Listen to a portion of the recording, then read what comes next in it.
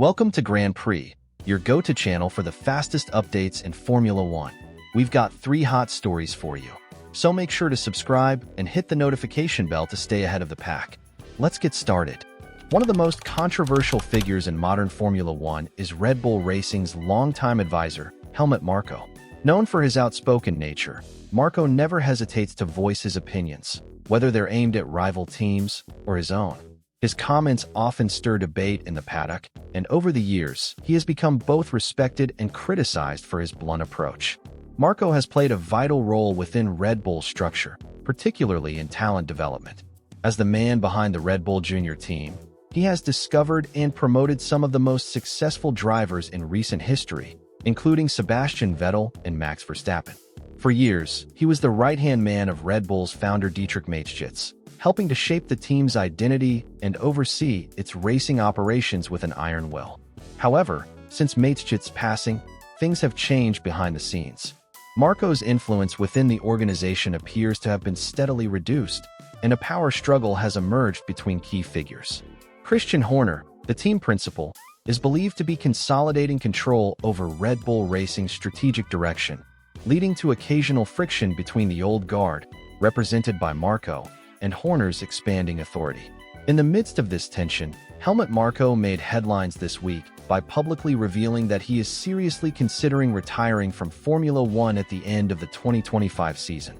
While he hasn't made a final decision yet, the 80-year-old Austrian admits that the constant travel, the pressure of the racing calendar, and the toll of time zone shifts are becoming increasingly difficult for him to manage.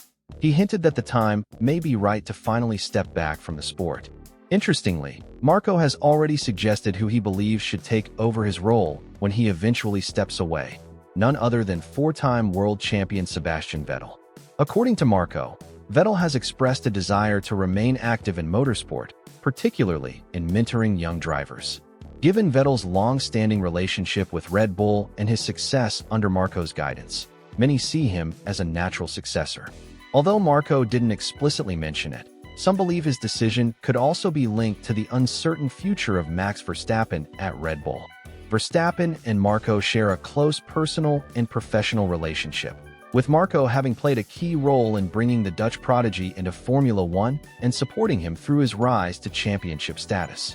If Verstappen does choose to leave Red Bull at the end of this season, a possibility that's been increasingly discussed, Marko may feel less inclined to remain in a team where his closest ally is no longer present. Marko's potential retirement would mark the end of an era. Whether you view him as a bold visionary or a controversial figure who sometimes went too far, there's no denying the impact he's had on Red Bull's success and the broader landscape of Formula One. His departure could create a significant shift in the team's internal dynamics, especially if someone like Vettel steps into his shoes, possibly signaling a new generation of leadership with a different tone and approach. So what do you think? Is it time for Helmut Marko to retire and pass the torch to someone new? Or do you believe that his candid personality and unfiltered decisions still have value in a sport that often thrives on boldness and controversy? Let us know your thoughts in the comments as we continue to follow the unfolding drama at Red Bull Racing and what it could mean for the future of both the team and its top stars. A few days ago, we reported that both the FIA and Formula One have been scrambling behind the scenes, trying to patch up the problematic regulations set for the 2026 season. One of the latest solutions on the table involves reducing the electric power delivery at corner exits, gradually releasing that power down the straights. The goal? To prevent the battery from draining too quickly and ensure there's enough energy left to maintain performance through the end of long straights. But this move has sparked debate across the paddock. Do you think the FIA and F1 are setting themselves up for failure with this increasingly complicated regulation? Or do you believe these adjustments will eventually lead to a successful outcome? The root of the problem is clear. In several simulations, the hybrid power units couldn't sustain their energy output over extended straights, like the iconic ones at Monza. According to these early tests, the batteries were depleting far too rapidly, leading to a massive drop in power halfway through the straight. So much so that these future F1 cars were predicted to be slower than today's Formula 2 machines under certain conditions. But the FIA's list of fixes doesn't end there. This week, The well-known motorsport portal The Race revealed another proposed adjustment. Some would even call it yet another quick fix that the FIA plans to discuss with teams and engine manufacturers in the coming days. This proposal could significantly alter the fundamental balance between electric and combustion power within the 2026 regulations. Currently, the 2026 rules dictate that 50% of the car's power should come from the internal combustion engine, ICE, and 50% from the electric motor. However, the new idea being floated is to reduce the contribution of the electric motor during races, cutting its share from 50% down to 36%, with the combustion engine stepping up to cover the remaining 64%. This adjustment would essentially bring the power ratio closer to what we already see in today's Formula One cars. Interestingly, under this proposal, qualifying sessions would remain as originally planned, keeping the 50-50 power split between electric and combustion power.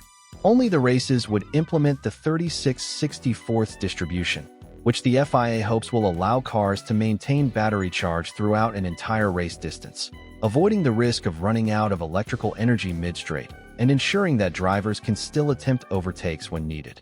For this plan to move forward, however, the FIA needs 70% approval from the teams, a threshold that currently seems difficult to achieve. Early reactions suggest that not everyone is on board. Mercedes team principal Toto Wolff has already voiced his frustration, saying that simply reading the FIA's recent meeting agendas feels like reading a bad joke. Wolff emphasized that making decisions or altering regulations before testing the real cars on track next year is premature and potentially damaging. It's becoming increasingly clear that the FIA is struggling to find a coherent path forward with this new rule set. The combination of technical difficulties and mounting skepticism from the teams is putting significant pressure on the governing body to either rethink its approach or risk pushing Formula One into one of its most unstable regulation eras. But what do you think about all this? Would this latest proposal, lower electric output during races but full hybrid power in qualifying, be a viable solution? Or would it just make the sport even stranger, with two completely different car behaviors between Saturdays and Sundays? Let us know your thoughts as we continue to follow the twists and turns of the 2026 regulation saga. The big topic at the start of this week in Formula One is undoubtedly the news reported by The Race. Red Bull has reportedly been in talks with George Russell, positioning the current Mercedes driver as a possible replacement if Max Verstappen decides to leave the team at the end of this season. The possibility of Verstappen's departure from Red Bull has been growing stronger in recent weeks. The Dutch driver is reportedly dissatisfied with the team's recent performance and increasingly frustrated with the ongoing internal issues, including the departure of several key team members. These factors seem to be impacting Red Bull's ability to stay competitive and maintain the level of excellence that helped Verstappen secure his world titles. This situation has raised the question among fans and analysts alike. Should Verstappen really walk away from the team that brought him so much success? Or would staying with Red Bull remain his best option for continuing to fight for championships? And if he does choose to leave, who would be the ideal candidate to fill his seat? Would George Russell be the right fit?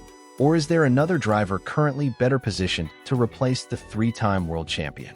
Digging deeper into Russell's side of the story, there have been some interesting developments. Earlier this year, reports suggested that Russell had begun contract extension talks with Mercedes. However, these negotiations were allegedly put on hold, with sources indicating that the delay was directly linked to the possibility of Verstappen joining the German team. If Verstappen were to move to Mercedes, the team would then face a crucial decision: keep Russell, retain young prospect Kimi Antonelli, or somehow manage to keep both. Mercedes team principal Toto Wolff has recently addressed these rumors. In an interview, Wolff stated that Mercedes has not yet started formal contract discussions with either Russell or Antonelli. Both drivers are under contract only until the end of this year. Despite this, Wolff emphasized that he currently sees no reason to doubt the continuation of either driver with the team. He mentioned that the talks are scheduled to begin during the European leg of the season, adding that Russell has been meeting all expectations so far, and there is little more he could do in terms of delivering results with the equipment provided. On Russell's part, the British driver also commented on the situation. He expressed understanding toward Mercedes' interest in Verstappen, acknowledging that Verstappen is currently the best driver on the grid. However, Russell was quick to add that he doesn't take this personally, neither as a slight against himself nor against Antonelli. Confident in his own performance, Russell stated that he believes he is competing at an equally high level and that the only thing missing is a car capable of allowing him to fight at the very front consistently. Meanwhile, the pressure continues to mount on Red Bull to prove to Verstappen that they can resolve the issues with their current car. According to recent reports, Verstappen has set the upcoming Imola Grand Prix as a sort of deadline for the team to demonstrate significant improvement. If the car remains uncompetitive by then, sources suggest Verstappen may accelerate his conversations with other teams, particularly Mercedes and Aston Martin, the two options currently believed to be at the top of his list. The coming weeks and months will likely bring more clarity to this complex situation. Verstappen's decision could reshape not only his own career trajectory, but also the dynamics across the entire Formula One grid. If he does leave Red Bull, the choice of who will replace him becomes one of the most critical questions of the current driver market. Share your thoughts with us in the comments, and stay tuned for more updates as this story continues to unfold throughout the season.